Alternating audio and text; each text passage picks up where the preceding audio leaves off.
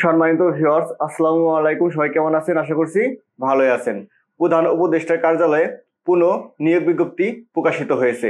এই পুনঃ নিয়োগ বিজ্ঞপ্তি নিয়ে বিস্তারিত আলোচনা করব এই ভিডিওতে। তার আগে আপনাদের কাছে আমার ছোট্ট একটি চাওয়া থাকবে, অবশ্যই আমার আরসিসি টেক বিডি চ্যানেলটি সাবস্ক্রাইব করে পাশে বেল আইকনটি বাজিয়ে রাখবেন। এতে করে সকল প্রকার গুরুত্বপূর্ণ ভিডিওগুলো সবার আগে পেয়ে যাবেন। তাহলে চলুন বিস্তারিত জেনে আসি।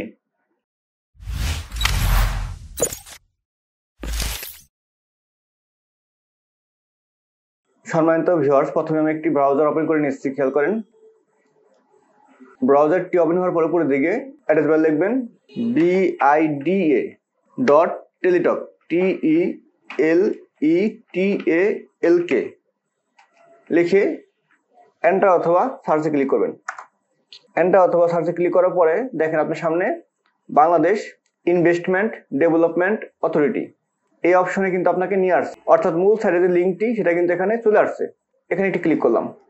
ক্লিক করার পরে সার্কুলারের মূল সাইটে নিয়ে আসছে আমাকে। খেয়াল করেন, এখন আপনি একটা জিনিস খেয়াল করেন, এখানে দুটি সার্কুলার, অর্থাৎ 12 মে 2024 তারিখে এই সার্কুলারটি ইতিপূর্বে প্রকাশিত হয়েছিল। উক্ত সার্কুলারে পরীক্ষা না হয়ে নতুন করে আবার পুনর্নিয়োগ বিজ্ঞপ্তি প্রকাশ করা হয়েছে 27 ফেব্রুয়ারি 2025 তারিখে, অর্থাৎ দুটা কিন্তু একই সার্কুলার। যারা ইতিপূর্বে এই সার্কুলার আবেদন করেছেন তাদেরকে আবেদন করার প্রয়োজন নাই। যারা আবেদন করার সুযোগ পাননি বা আবেদন করেননি শুধু তারাই এখন আবেদন করবেন। আমি এখন আপনাদের সার্কুলারটি ওপেন করে দেখাচ্ছি। এখানে একটি আমি ক্লিক করে নিচ্ছি। খেয়াল করেন, ক্লিক করার পরে পুনঃ নিয়োগ বিজ্ঞপ্তি আমার সামনে চলে আসছে। আমি একটু জুম করে নিচ্ছি। খেয়াল করেন, অর্থাৎ এই 27 ফেব্রুয়ারি 2025 তারিখে এটা প্রকাশ করা হয়েছে। এখন আমি আপনাদেরকে দেখাচ্ছি। খেয়াল করেন কোন পদে কতজন লোক নেওয়া হবে। এক নম্বরে খেয়াল করেন সিস্টেম অ্যানালিস্ট, এখানে বেতন গেট হচ্ছে 5, অনূর্ধ্ব 40 বছর, লোক সংখ্যা কিন্তু একজন, একদম সীমিত পদ সংখ্যা এখানে একজন। এখন নিচে দিয়ে খেয়াল করেন, আমি আসছি আবার, প্রোগ্রামার অনূর্ধ্ব 35 বছর, লোক নিবে একজন। সহকারী পরিচালক অনূর্ধ্ব 32 বছর, লোক নিবে কিন্তু 16 জন, এনে একটু বেশি আছে। সহকারী পরিচালক অনূর্ধ্ব 32 বছর, লোক নিবে 16 জন। হিসাব রক্ষণ কর্মকর্তা লোক নিবে একজন, বয়স সীমা 32 বছর। এখন নিচে দিয়ে খেয়াল করেন জনসংযোগ কর্মকর্তা অনূর্ধ্ব 32 বছর, লোক নিবে কিন্তু একজন। সহকারী প্রোগ্রামার অনূর্ধ্ব 32 বছর, লোক নিবে একজন। ফোরম্যান অটোমোবাইল অনূর্ধ্ব 32 বছর, লোক নিবে একজন। মেইনটেন্স সহকারী অনূর্ধ্ব 32 বছর, বয়সীমা, লোক নিবে একজন। লাইব্রেরিয়ান অনূর্ধ্ব 32 বছর, লোক নিবে একজন। অডিটর অনূর্ধ্ব 32 বছর, লোক নিবে 2 জন। বিনিয়োগ সহকারী অনূর্ধ্ব 32 বছর, লোক নিবে 24 জন। এখানে একটু বেশি আছে পদ। খেয়াল করেন বিনিয়োগ সহকারী অনূর্ধ্ব 32 বছর, লোক নিবে 24 জন। আমি একটু এখানে যোগ্যতাটা বলে যাচ্ছি। খেয়াল করেন কোন শিক্ষিত বিশ্ববিদ্যালয় হতে নিম্নতম দ্বিতীয় শ্রেণী বা সমমানের সিজিপিএতে স্নাতক ডিগ্রি, এমএস অফিস পরিচালনা দক্ষতা এবং শিক্ষা জীবনে কোন স্তরে একাধিক তৃতীয় শ্রেণী বা বিভাগ বা সমমানের সিজিপিএ বা জিপিএ গ্রহণযোগ্য নয়। এখন নিচে দিয়ে খেয়াল করেন অভ্যর্থনাকারী অনূর্ধ্ব 32 বছর একজন। ফটোগ্রাফার অনূর্ধ্ব একজন। নিচে দিয়ে খেয়াল করেন লাইব্রেরি সহকারী অনূর্ধ্ব 32 বছর একজন। অফিস সহায়ক 15 নম্বর পদ। খেয়াল করেন 15 নম্বর পদ অফিস সহায়ক, গ্রেড হচ্ছে 20, অনূর্ধ্ব 32 বছর। এখানে কিন্তু সর্বোচ্চ পদ 55 জন লোক নিয়োগ দেওয়া হবে। 55 জন, অনেকগুলো পদ। খেয়াল করেন অফিস সহায়ক অনূর্ধ্ব 32 বছর, লোক নিবে 55 জন।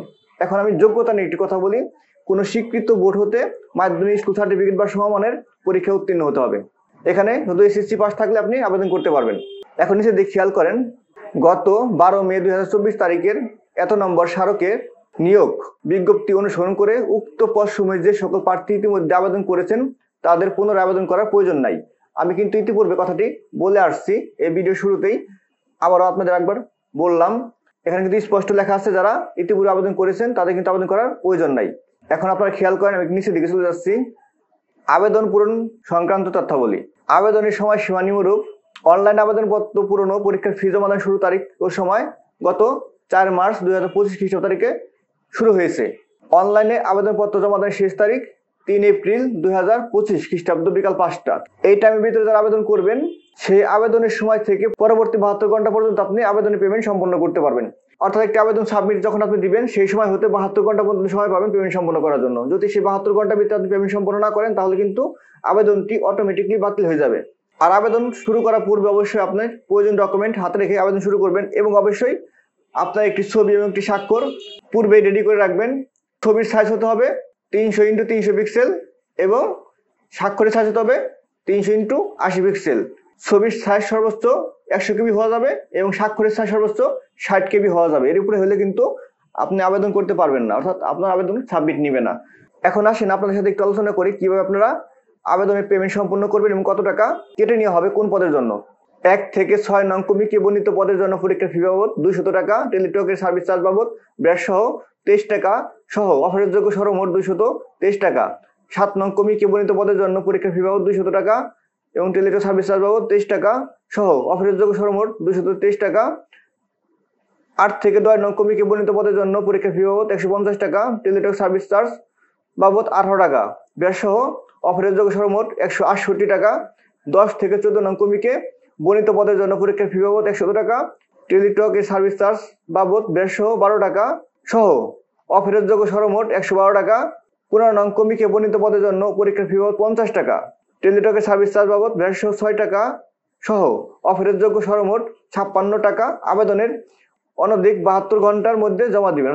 আবেদন আপনি যে টাইমে সাবমিট করলেন সেই সময় হতে 72 ঘন্টা, এই সময়ের ভিতরে আপনাকে পেমেন্ট সম্পন্ন করতে হবে। তবে সকল গ্রেডের অনুসরণ, ক্ষুদ্র নৃগোষ্ঠী, শারীরিক প্রতিবন্ধী ও তৃতীয় লিঙ্গ প্রার্থীগণ পরীক্ষা ফি বাবদ 50 টাকা ও টেলিটক সার্ভিস ভ্যাট সহ 6 টাকা সহ অফারের যোগ্য সর্বমোট 56 টাকা আবেদনের অনধিক 72 ঘন্টার মধ্যে জমা দিবেন। এখন আসেন আপনি SMS কিভাবে দিবেন, টাকা পেমেন্টের SMS টা কিভাবে দিবেন।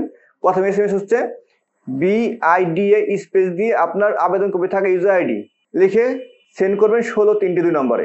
সেন্ড করার পরে আপনাকে রিপ্লাই একটি SMS দেওয়া হবে। সেই SMS লেখা থাকবে কত টাকা কেটে নেওয়া হবে এবং একটি পিন নম্বর আপনাকে দেওয়া হবে। সেই পিন নম্বর দিয়ে আপনাকে ফিতে আর একটি SMS করতে হবে, সেটা হচ্ছে দ্বিতীয় SMS BIDA space yes pin number লিখে সেন্ড করবেন 1632 নম্বরে। লেখার পরে আপনার মোবাইলে আরো একটি SMS আসবে, কনগ্রাচুলেশন লেখা থাকবে এবং ইউজার আইডি পাসওয়ার্ড থাকবে। সেই ইউজার আইডি পাসওয়ার্ড অবশ্যই ভবিষ্যতের জন্য সংরক্ষণ করে রাখবেন। এখন চলুন আমরা দেখে আসি কিভাবে আপনারা আবেদনটি সাবমিট দিবেন। এখানে খেয়াল করেন নিচের দিকে, আমি একটু জুম করে নিচ্ছি, অ্যাপ্লিকেশন ফর্ম, এখানে ক্লিক করবেন। এখানে ক্লিক করার পরে এখানে সবগুলো পদের নামে কিন্তু এখানে চলে আসছে। আপনি যে পদে আবেদন করবেন সেই পদে ক্লিক করবেন। আমি এখান থেকে ক্লিক করছি অফিস সাপোর্ট স্টাফ, এখানে ক্লিক করার পরে নেক্সট এখানে ক্লিক করবেন। ক্লিক করার পরে এখানে কিন্তু আপনাদের পদের নামটা দেখাচ্ছে।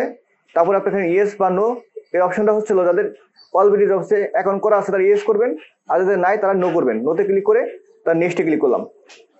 তারপরে এই যে ফর্মটি আসবে, এই ফর্মটি আপনি দেখে দেখে সঠিক তথ্য দিয়ে আপনি পূরণ করবেন। পূরণ করার পরে তারপরে আপনার নিচে দিয়ে খেয়াল করেন এই যেখানে একটা কোড থাকবে অর্থাৎ ক্যাপসা, এই ক্যাপসাটি এই পাশে করে লিখে তারপর আপনি যেখানে একটি ক্লিক করবেন। ক্লিক করে তার সাবমিটে ক্লিক করবেন। সাবমিটে ক্লিক করার পরে আবার সামনে একটি প্রিভিউ আসবে এবং ছবি এবং স্বাক্ষর আপলোড করে ফাইনালি সাবমিট করবেন। আমার এই তথ্যটি যদি আপনার ভালো লেগে থাকে বা আমার এই ভিডিওটি যদি আপনার ভালো লেগে থাকে তাহলে অবশ্যই লাইক, কমেন্ট, শেয়ার করতে ভুলবেন না। আপনার একটি লাইক, একটি কমেন্ট, একটি শেয়ার, একটি সাবস্ক্রাইব আমাকে আপনাদের জন্য আরো নতুন নতুন ভিডিও বানাতে উৎসাহ যোগাবে। ধন্যবাদ, ভালো থাকবেন। আবার আসবো আপনাদের জন্য নতুন কোনো ভিডিও নিয়ে।